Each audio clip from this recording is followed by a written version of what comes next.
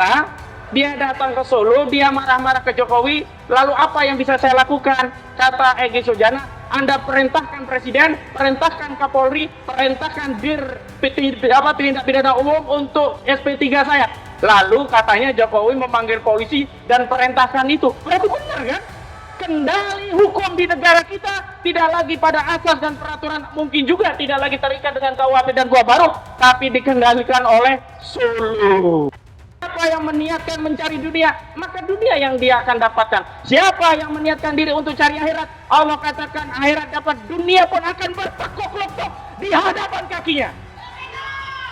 Di tim advokasi anti kriminalisasi akademisi dan aktivis itu kan panjang, pusing. Kita sering disebut sebagai tim hukum Roy Suryo dan kawan-kawan. Jadi memang koordinator litigasinya adalah Bang Petrus Celestinus. Sementara saya diminta sejak awal di tim non litigasi, yang dulu tugasnya katanya tukang provokasi aja. Kenapa? Non litigasi kan provokasi gitu. Ya sudahlah, saya ikut begitu. Jadi begitu, terima kasih. Dan sekedar info, selain untuk membahas KUHP dan deklarasi pernyataan bersama, agenda ini juga dalam rangka untuk mempersiapkan pengawalan terhadap saudara-saudara kita, aktivis-aktivis kita yang dikriminalisasi oleh rejim Joko Widodo, yang setelah membebaskan sebagian, kemudian klaster yang kedua berkasnya dilimpahkan kejaksaan, ternyata klaster yang satu yang tidak mendapatkan fasilitas dari Joko Widodo, yang tidak mau berdamai dengan kepalsuan Joko Widodo, yang tidak mau kompromi dengan kebohongan Joko Widodo, itu mendapatkan stick atau injakan, yakni apa? Berkasnya dilanjutkan dan akan ada pemanggilan sebagai tersangka di Polda Metro Jaya pada hari Kamis tanggal 22 Januari 2026. Yakni yang pertama atas nama pejuang kita Bapak Rizal Fadilah, sarjana hukum. Beri tepuk tangan Bapak Rizal Fadilah. Nah, panggilan yang kedua juga dialamatkan kepada pejuang kita, Sri Kandi advokat kita, Ibu Kurnia Trirayani. Beri aplaus buat Ibu Kurnia Trirayani. Dan yang ketiga tentu saja aktivis yang ya lekat oleh zaman, yang mewarisi sejarah aktivis dari pendahulunya dan melanjutkan perjuangan kepada generasi selanjutnya, yang hari ini juga mendapatkan ya injakan dari rejim Solo, ya, karena tidak mau berdamai dengan kepalsuan, kebohongan dan kezaliman. Siapa lagi? Dia adalah Bang Rizal Fadilah. Oh, sorry. Yang di benak saya adanya Bang Rizal terus. Sekali lagi buat Bang Rustam Effendi. Saya tentu saja kalau nge-host nggak ahli, karena itu di acara ini kita panggil ahlinya ahli core of the core, katanya Mbah Dul ya. Dan untuk itulah pada kesempatan ini dalam tema diskusi membedah KUHP dan KUHP baru, menentukan nasib Jokowi. Apakah nasib Jokowi seperti foto di atas, hidup tapi seperti mayat begitu, sudah tak berkuasa tetapi seolah-olah masih berkuasa. Kenapa? Ternyata sekarang orang-orang kalau mau dapat SP3 itu tidak ke polisi tapi cukup ke Solo. Terbukti ada dua orang berkunjung ke Solo dapat SP3 dan terbongkar. Menurut orang yang konon namanya Egy Sujana, dia datang ke Solo, dia marah-marah ke Jokowi, lalu apa yang bisa saya lakukan? Kata Egy Sujana, Anda perintahkan Presiden, perintahkan Kapolri, perintahkan tindak pidana umum untuk SP3 saya. Lalu katanya Jokowi memanggil polisi dan perintahkan itu. Berarti benar kan? Kendali hukum di negara kita tidak lagi pada asas dan peraturan, mungkin juga tidak lagi terikat dengan KUHP dan Gua Baru, tapi dikendalikan oleh Solo. Sampai ada kelakar di sosial media.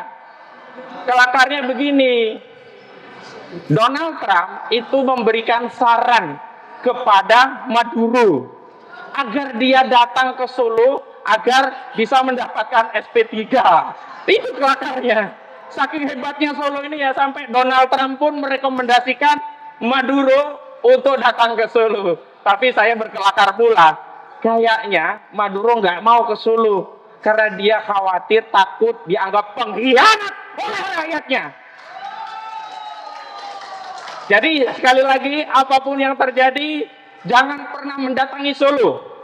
Apapun alasannya, kalau Anda sudah datang ke Solo, berarti Anda sama saja melakukan deklarasi pengkhianatan kepada seluruh rakyat Indonesia. Dan statement ini sebenarnya sudah saya berikan ya dengan tegas saat di Polda Metro Jaya.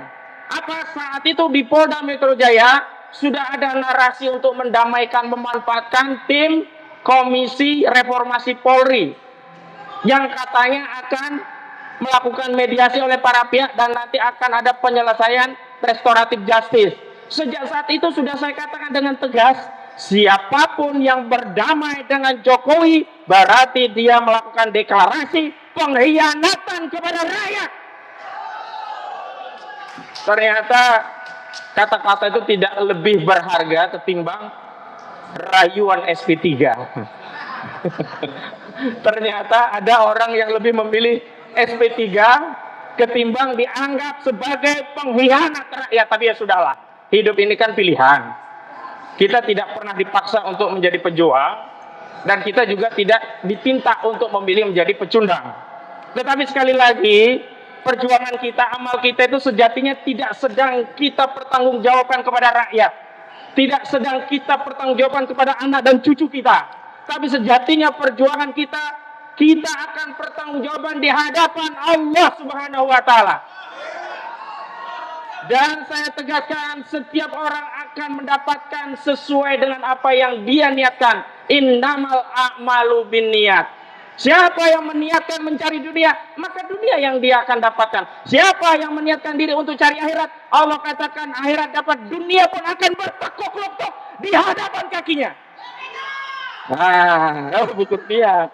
Saya nggak enak katanya kalau ngasih apa-apa dikira orasi. Tapi memang itu apa ya, sudah menjadi nalurinya. Saya itu kalau dari jauh melihat ada mic itu pengennya cepat mendekat itu. Loh, ada mic ini, saya bisa orasi gitu. Jadi sebenarnya keliru. Solo itu kalau mau merayu saya tidak perlu pakai uang berkoper-koper, tidak perlu pakai SP3 dan lain-lain. Cukup hadiahi saya mic. Dari jauh saya akan mendekati mic itu. Tapi saya katakan kepada orang Solo, hai Solo, kau telah berbuat zalim kepada rakyat Indonesia. Karena itu kami akan melakukan perlawanan dengan atau tanpa siapapun. Karena perlawanan ini bukan karena sosok orang. Kau bisa membuat sosok orang tertentu berubah haluan, tapi kau tidak akan bisa mengendalikan perjuangan, tidak akan pernah menghentikan langkah kaki perjuangan, dan akan tetap membara perjuangan melawan kebohongan, kezaliman geng Jokowi.